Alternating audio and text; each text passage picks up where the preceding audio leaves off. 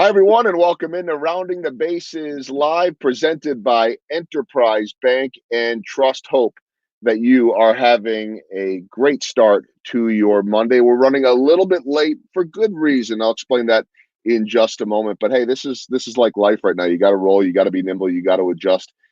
It's live TV, sort of. It's live streaming, or you can watch it later. And this is the world that we're living in. But my name is Joel Goldberg, and I had a great second week of Rounding the Bases Live, wrapped up on Friday by a local entrepreneur who's doing so much good in the community, and that's Andy Rieger, Jay Rieger, and Co. And the hand sanitizer that they're making every single day.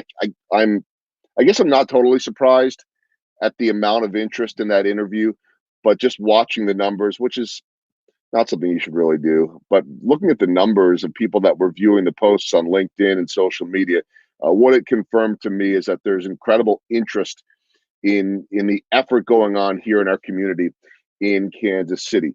Before I move on to the interview, I want to tell you about one of my sponsors, KC Cattle Company. Patrick Montgomery was a guest last week. Locally owned and operated, veteran owned and operated up in Weston, Missouri. If you're looking for delivery right now, you want to support local business, they actually deliver to all 50 states. KC Cattle Company is their name. You could also follow them on social media. Wagyu beef, and it was part of our meal last night here. So cannot recommend them enough. Support those veterans, support a local company, and I'm proud to be doing business with them. I want to bring in right now my guest to the show. Let me make sure that I have this correct. Yes, I do. I'm still learning how to direct a television show. Tyler Enders, co-founder of Made in KC, is our guest. And I said that we were delayed a little bit. I threw it out on social media. I guess, Tyler, if you're going to be delayed because you're called in to talk to the mayor, that's probably a good excuse. And if that's delayed a little bit, I suppose he has a few things on his plate. I got to get a hold of Quentin Lucas and tell him not to mess with my show. But how are you doing? Thanks for joining me today. Thanks for having me, and thanks for your patience. I'm doing well. So we actually started podcasting at the beginning of this stay-at-home order. So I'm in this impromptu setting in my house, and there's just like bed sheets and old comforters hung everywhere. Yeah. So I've been learning. I've downloaded more apps in the past week than I had in months, or the past 2 weeks, trying to figure out all these things that you're figuring out as well. So yeah, we just talked to him today. It was great for him to make time. He obviously has important messages that he's trying to get out to people. And so we were just trying to do that with our audience and to kind of pass along what he's proud of that Kansas City's done well, and then what he wants to reinforce. Well, it's awesome. And by the way, I'm glad that you figured out how to put together a studio. I've been in the business for 25 years, and suddenly in the course of 3 months, I'm having to create this stuff just like you and anyone else out there. Yeah. But it really is such a good way to be able to connect with people and share messages and help others too. I mean, really, that was the whole point of this podcast, was when I started it. And I've got my weekly podcast involving entrepreneurs, and I thought, we're not really addressing what's going on with COVID-19. Everybody's lives are changing. People's businesses are in jeopardy. Things are changing, if not by the hour, by the day, by the week. So let's start with what's going on with you guys, and like Andy Rieger and all the folks over at Rieger contributing to the community. You guys started a really, really amazing venture here with Sandlot Goods. Tell us about it. Well, thank you. And first, I want to say with your conversations with your podcast, I think it is super needed. I think that there's plenty of news out there, but right now people need to digest the news. And so to digest the news, it's kind of helpful to just have people talk through it in a whole different range of ways, because there's so many acceptable ways to process it, to think about it. I think a lot of people have these thoughts, and you might fear that you can't speak them out loud. And so it's helpful to hear people process these things as they come live. I feel like we're on this 5-hour news cycle where every time you check your phone, there's something different, and it's hard to understand how you should be contemplating everything. And so it's nice to have just open dialogues. So I appreciate that you're doing it. In terms of the face masks, so we kind of looked at what our network was and our business. So we sell local goods. We have 7 shops in Kansas City. We work with 250 local artists and makers at any given time.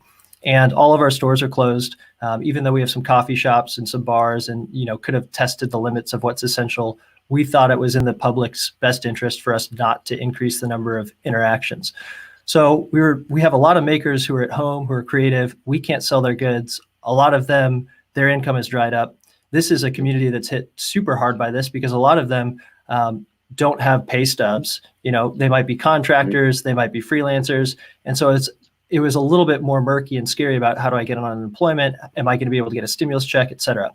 I think in the long run, we're totally going to get through this, but we tried to figure out how can we support these people?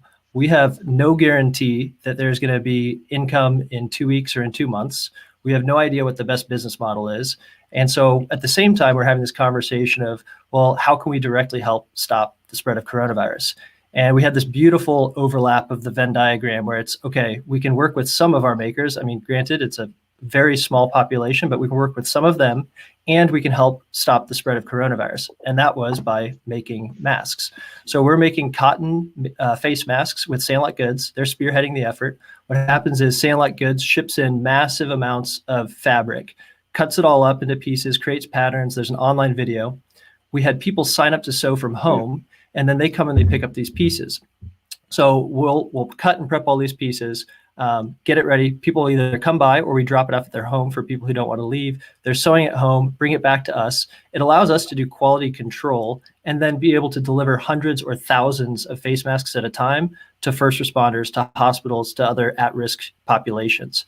And when we were talking to the hospitals in the beginning, at first, some of them were somewhat mildly interested. A lot of them said, oh, we're really looking for N95 or stage level 1, 2, or 3 masks. We need surgical grade. And it's changed a little bit because now they've realized, okay, we need as many masks as you can give us. We want everyone in the waiting rooms to have them. We want every receptionist to have them. We want these to go over N95s to protect the N95s. And the hospitals were getting inundated with all these really, really well-intentioned people who wanted to donate 50 masks at a time, 25 masks at a time. So the role that we're trying to serve now is aggregating all of these people who are willing to make it home, working with other local companies who are doing the same thing we're doing, and then having individual conversations with 6 local hospitals, with 4 or 5 local first responders groups, nursing homes, et cetera.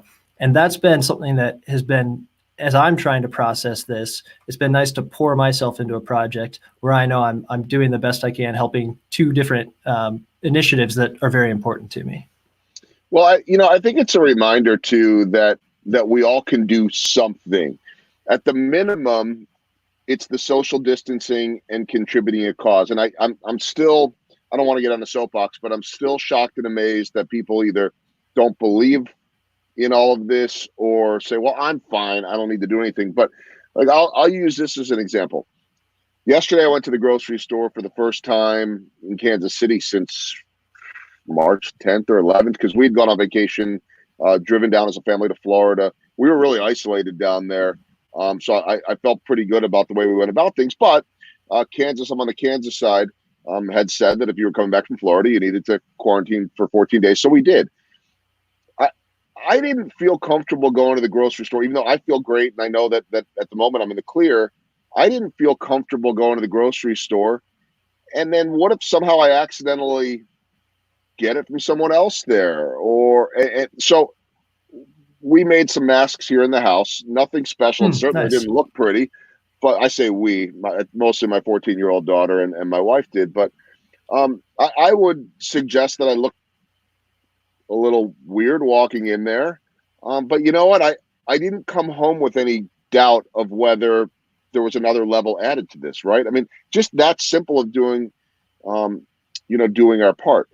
Saturday, and I put this out on social media, and I hope this doesn't come across as, hey, look at me, I want attention. But as someone that has been afraid of needles and shots since the day I can remember, I have never given blood in my life. It's like, what, you really have to take blood, and okay, lay down. We don't want you to pass out. You're a bigger guy. But the Royals had asked if I would do it. And I'm like, what? You know what? If there's ever a time, like, what if somehow I can save a life? And I should have been doing that before. And you know what? It wasn't that bad at all. So my point to that is that I feel like now is the time, Tyler, to do something different, to step out of your comfort zone, however it may be. And I'm wondering, it's a very long way of me getting to you saying, I don't think you ever expected to be making masks. Of all the things that you guys do at Made in KC and all the amazing local goods that you carry, I don't think this was it. So how did the idea come about, and how good does it feel just to be contributing? Yeah, when we were talking to Mayor Lucas earlier, we posed the question, here are some of the things that think are important right now. And that's PPE, it's social distancing, it's getting tests out there. And we asked him, what's your message? What do you want Kansas City as a community to be working on?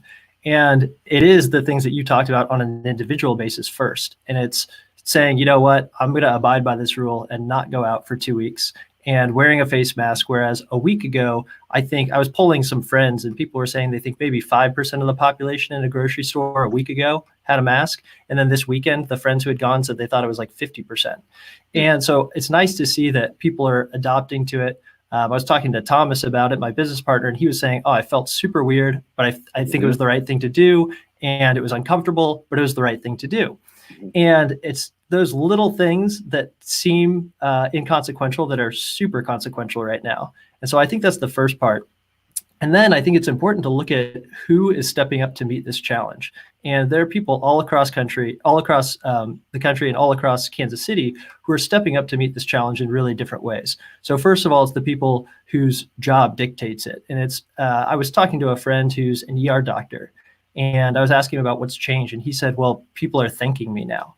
And I was blown away because I just thought everyone thanked doctors because they're people who help us and who help others. And he said, oh, no, it's really a thankless task, at least at his hospital in the ER. And so I think first you have to look at all the people who are on the front lines, whether it's healthcare delivery drivers, journalists, et cetera. But then it's also really interesting to look at those who have stepped up in a new way and in a different way. Mm-hmm. So some people, their job is they're able to work from home in the exact same way. And those people are doing exactly what they should do. They should keep our economy humming as best they can. They should keep on living life as normally as possible so that we can keep, economic activity going. They support a ton of other jobs, important businesses, et cetera. But then looking at those who have a little bit of flexibility, people such as you, people such as me, we might not have wanted this flexibility, but we have this forced flexibility because our normal way of making income is no longer there. And so I do think that we have some onus to step up, rise to the occasion, and figure out what's the best way with my resources that I can help. And it could be a whole wide range of things. Not all of us can have the impact that Andy Rieger's having with making the hand sanitizer that they're making. But it's so cool to be in a city like Kansas City and see that the person who is best suited to make a whole ton of hand sanitizer immediately flipped that switch, figured out how to do it, learned a completely new business, and rolled it out, in my mind, seamlessly. And so I think that that's been happening on a number of levels across Kansas City, and I hope people continue to do it. For us, the mask thing was Chad Hickman with Sandlot Goods. He came to us and he was the one who said, you know what? I can make these masks. And then we immediately said, okay, we've been looking to put this energy somewhere because we need to do our part. And that's how we started working on the mask project.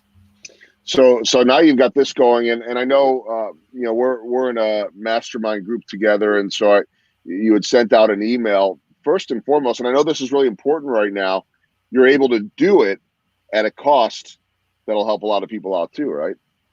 Yeah. And so we're sewing these at $1.50. And one of the reasons we're so passionate about our model is because we are capitalists at heart and we're about efficiency. We just on our last episode kind of pointed out some of the downsides or the flaws of capitalism. So that's why I want to say at heart, very much understand the market that we live in.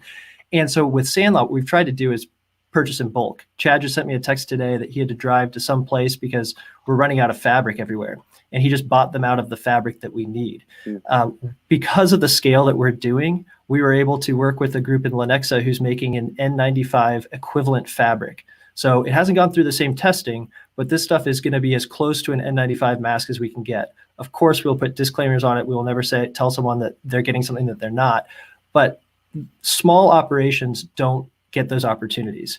And because we're buying in bulk, because we've been able to utilize our resources in terms of shouting out to the entire Made in KC community, hey, if you can sew from home, and if you're looking to put your energy somewhere, help us sew masks. We had to turn off our volunteer spigot because 350 people signed up. Wow. So we're turning it back on this week now that we've been able to refine our processes and figure out a way to manage that influx. But to be frank, we ran out of materials. And so we had a material shortage because so many people signed up to say yes, I want to help. Right now, we're having our demand for these outstrip our supply. And so we just teamed up with Just Bats or Pro Athlete.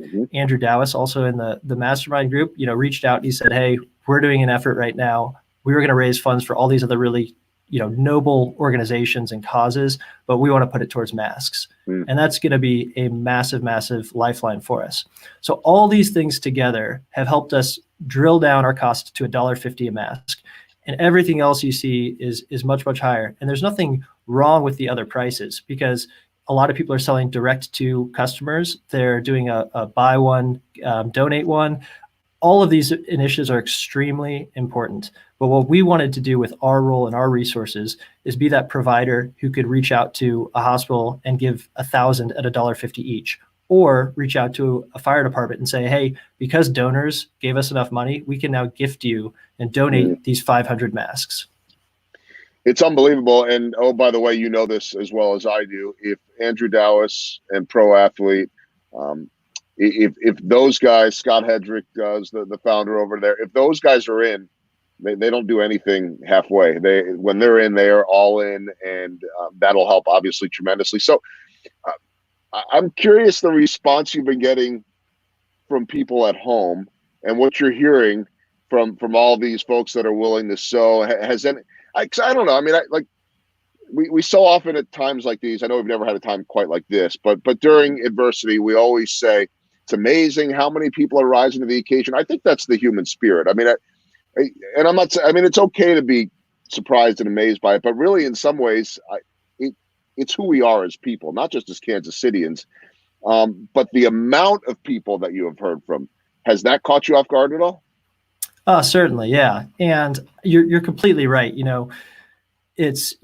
You're not surprised because, of course, people are going to rise to the occasion. Kansas City is an amazing place, but then also at the same time, you open up that Google form and you get emotional because you're like, oh my gosh, there are over 300 people who want to help us in this cause. All these people are looking to help.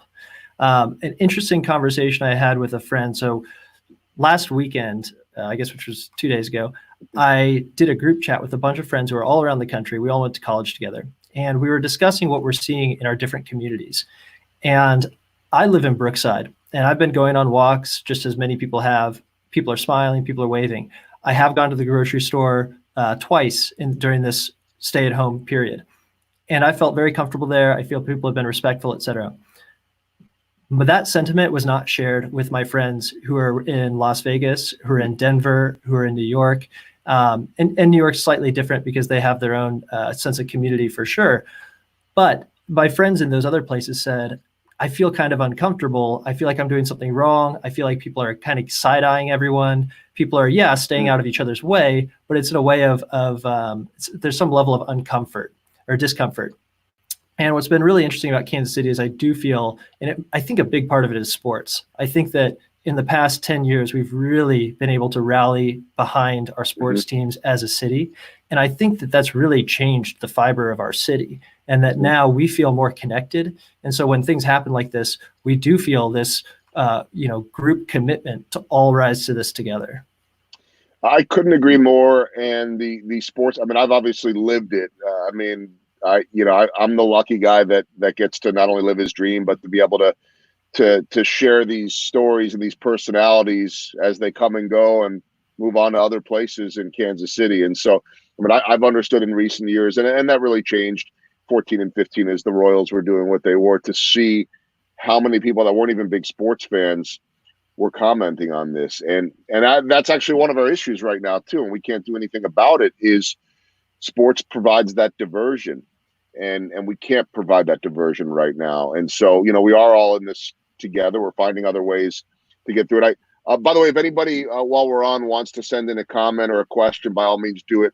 I'm going to post, because she is a former guest of my weekly audio podcast, Rounding the Bases. And so Kylie Nichols says, you were both such great examples of doing your part. That's a phenomenal entrepreneur here in town. And I think, and you can talk about Kylie too. I'm sure you're very familiar with her business, and the leather earrings and how that's taken off, and she, like so many, Tyler, I'm sure, are affected right now by all of this. I mean, this is, and I'm curious your take on this, but I don't care who you are, no matter your race, your religion, your age, how much money you make or don't make. I would argue that those the minorities, poor, um, they aren't getting as much of a fair chance as others because they don't have access to things, and that's a whole nother problem in a discussion. But my point here is that in some form or another, this is affecting everyone. Yeah. Quick note on Kylie. Yeah, they're such an inspiring story between Kylie and Soren, her husband. And unfortunately, they had to delay some openings. I know they've been working really, really hard. They don't do anything unless it's ready and it's right. Yeah. And so they've been working for a long time to roll out some new stores. And I know that they had to delay those openings. And that's really tough because it's easy for a shop like ours to say, okay, if we look back the last year, here was our payroll, and then we can submit that number to these stimulus loans. And no idea if everyone's going to get funded or to what degree. But when you're opening a new store, you can't say, here's the staff that we had paid, although they have these commitments to people that they're supposed to be opening up a store with. And so that's a really tough situation, but they are super smart, pivot really well. They have a really good online business too. And so like everyone, I'm sure they've been hit, but I also have full faith that they're pivoting and being smart about it. And then I forget what your other question was. Sorry. I'm big fans of Nickel and Suede. Yeah, I'm a big fan of Nickel and Suede too, because it's the true entrepreneurial story and their operation up in Liberty, and then they took me on a tour of it. Truly is amazing. And I'll say this too, and then I'll get back to where I was. Kylie's presence on social media, which really helped, lead to where she is today, will make an impact. I feel like I'm sort of speaking to her right now, but the amount of hope and inspiration and authenticity that she delivers on social media, there's a strong message there. Not just that she could deliver, but the way you can bring people together. Just with something as simple as social media. And so that's a reminder to all of us too right now, is that we are all in this together. I don't remember exactly. I think I was just talking about the fact that no matter who you are, no matter where you are, no matter what you are, in some form, I mean, there's no way that anybody is going through life today in the same way they were a month ago, even if their business is thriving. Yeah, it's what's really, really saddening to think about is the countries that don't have the resources that we have and how they're going to grapple with this. There's a really, really heartbreaking picture of people in India who were told to flee a certain city because it was getting shut down, and people ended up going back to other parts of the country and undoubtedly infecting other people. And I think that during times like that, because it's so easy to get overwhelmed by the gravity of that situation, I do feel as though this works on a personal level, but it works on a macro global level too. You can't take care of other people until you take care of yourself to some degree. And so right now, I think that in the US, I think that people in whatever community they're in, they need to do the best they can in their corner of the world and know that other people are doing the best that they can in their corner of the world. And as soon as we get to the point where we've got our head above water and we've got some breathing room, then you have to do as much good as possible. So for us with the masks, for example, I don't think that our mask making stops right when Kansas City has enough masks or when we feel that this is under control. I think the mask initiative continues if there's a way to get them other places. Now, it might not be cost, it might not make sense in terms of cost, but my point being is that you're right, it's hitting everyone. It should be something that brings people together because it doesn't discriminate between people. But we do have to really look out for those that don't have the resources to battle this, that don't have the luxury of sheltering at home the way that we can.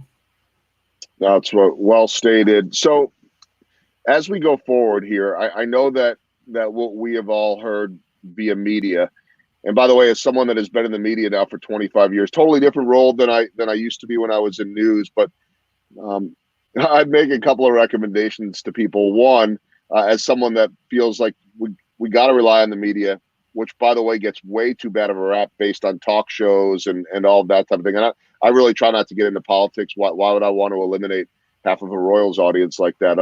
That's my version of politics. But I think the media gets too bad of a rap. That's where we can get a lot of our information. With that said, I would encourage everybody, don't sit there and look at the shows and your social media feed all day long, because you're going to drive yourself crazy. Get up and do something, whether it's walking around the neighborhood or finding projects to work on or finding ways to help others. So that's just my 2 cents with it. But for you right now, what are you hearing? Because what we've heard via media is that this next week, especially in New York, is really where it's going to get.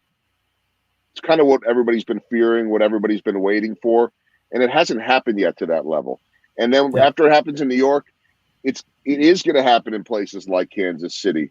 It is going to get bad here. It is going to get bad elsewhere. So, how are you gearing up? What level of capacity do you have to continue this? Yeah, one of the things that I've really enjoyed is that one of the pieces of advice I've looked to the most was someone who said, if there's some expert telling you what's going to happen, then they're a liar or they don't know what they're talking about, because no one knows right now. Right. And that's really, really tough. And I think that the way that we're planning in terms of personally, in terms of our business, in terms of our initiative to build community, to make masks, we think that there's an equal likelihood, or roughly speaking, equal likelihood that the recovery is way faster than people think, and that also we have a resurgence of this in the fall, and that we have this terrible double whammy where we get to return to this new normal, and then all of a sudden we have to shelter in place again. So it's really, really tough to operate with that uncertainty and knowing that both things could happen. I think you're right that you have to figure out some sort of balance where it can't just be consuming tons and tons of news or staying in front of the TV. Keith, my other business partner, was saying he thinks people are going to be wanting to throw their TVs out. He was speaking figuratively, of course, but I think that as soon as we're allowed, people are going to flock to things like the Kauffman Stadium. They're going to flock to things like concerts. They're going to flock to events that can get them out interacting with people, experiencing something that's not on a screen. And so I'm really, really hopeful in that sense. But it's so tough when you just don't know when it's going to happen. In terms of our prep, we're just trying to take everything one day at a time. We're constantly looking at, okay, how do we plan for this? If, we can have a new normal in 60 days, what does it look like if we can have a new normal in 6 months? And while it's important to think about those exercises, it's also super exhausting, very depressing. Yeah. And so to a degree, you kind of just have to balance it. And I think that one of the best things that people can do right now too is spread optimism, continue to talk through things, and just remain positive. That's a good point, because look, we're all collectively and individually having these ups and downs, these emotional ups and downs every single day. And I'll just, tell everyone, just try to stay positive. This is going to pass. And if it's treading water, if you don't have a job right now, I fall in that category. Just hang in there and find some purpose every single day. If people want to get involved, is there? I know that you were flooded with people wanting to sew from home. Is there still opportunity for that? Yep, we're going to turn that back on this week. The best way to be involved or stay involved would be following us on social media. So Made in KC posts about this quite a bit on Instagram, and it's at @MadeInKC_. Sandlot Goods also does as well. And then both of our websites are directing to each other right now to make sure you can find that information. So if you're looking to sew, you can either go to the Made in KC website or you can go to the Sandlot Goods website. And as I said, later in this week, we're going to turn that form back on where people can go ahead and request or ask to sew. That's also where organizations can put in requests for masks. So we're doing this all on the fly, and we're trying to figure out how to balance the incoming requests. There are all sorts of groups that are requesting masks that we hadn't thought about before. Some of them are able to pay, which helps us buy more materials. Some aren't. And so we're trying to rank these all in a sensible way. But we've had school districts who want protection for those who are preparing meals that are being shipped to kids. And so every single cause that has come to us has been extremely noble. It's been a security group where they have people who have to go continue to secure properties and make sure that things are safe while all the inhabitants are gone. And so we've been trying to prioritize this. We're going to try to put as much information about how we're doing that on that website as well. But if you need to request masks, that's where you would do it. And so Sandlot Goods website is where you would request it for any purchase of 20 or more or any donation of 20 or more. We prioritize them all based upon what we think the importance is of the number of interactions, whether they're in healthcare, et cetera, not on whether they can donate or not. Because of people like Andrew Dowis, we think that now we've been able to secure enough funding that we can continue to buy materials.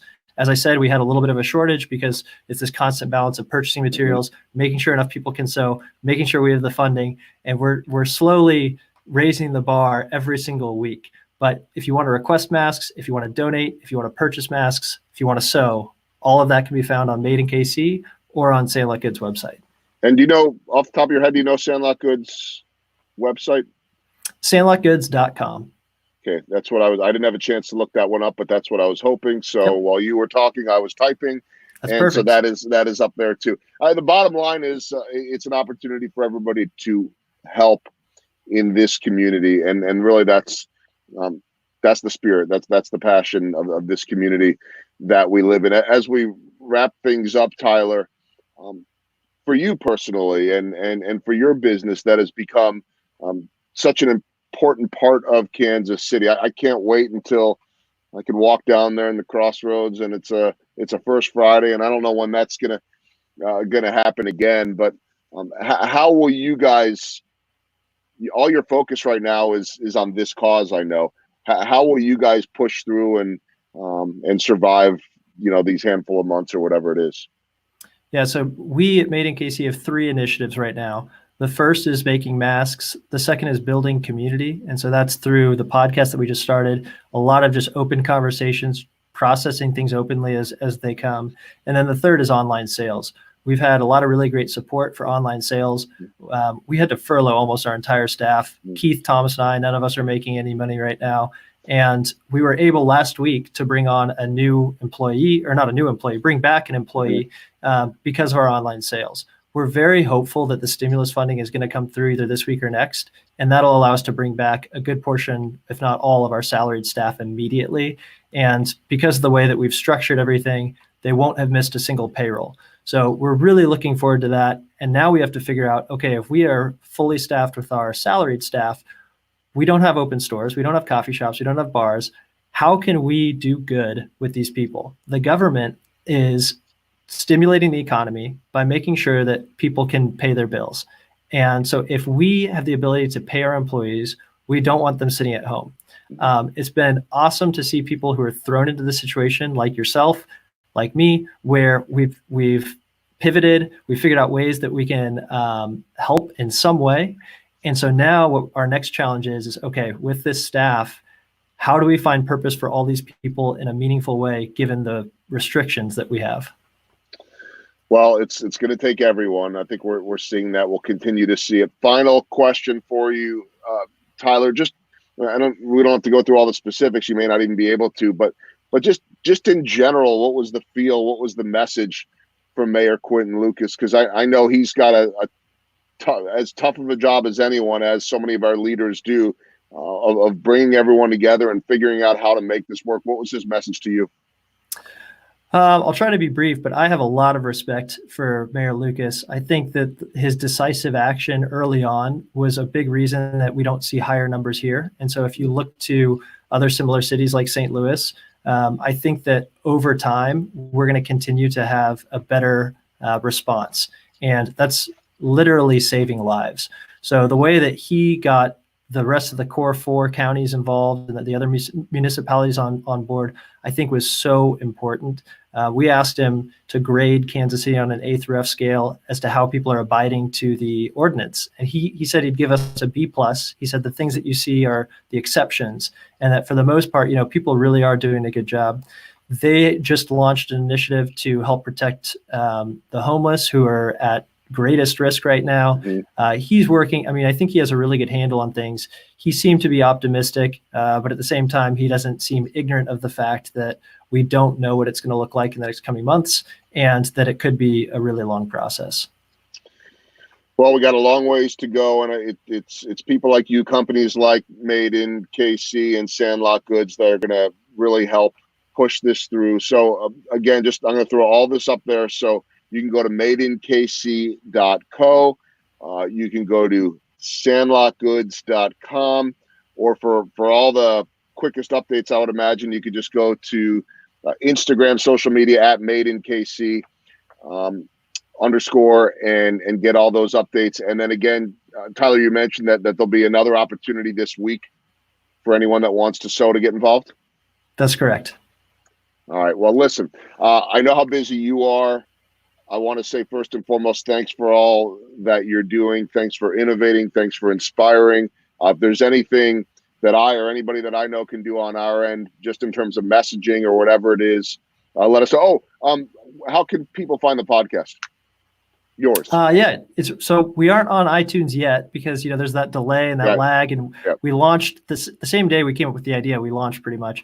So if you look on Spotify, it's Made in KC. Okay. And then it's also on Anchor.fm, which I don't think anyone goes there. But if you look at our Instagram or if you go to Spotify, it's Made in KC.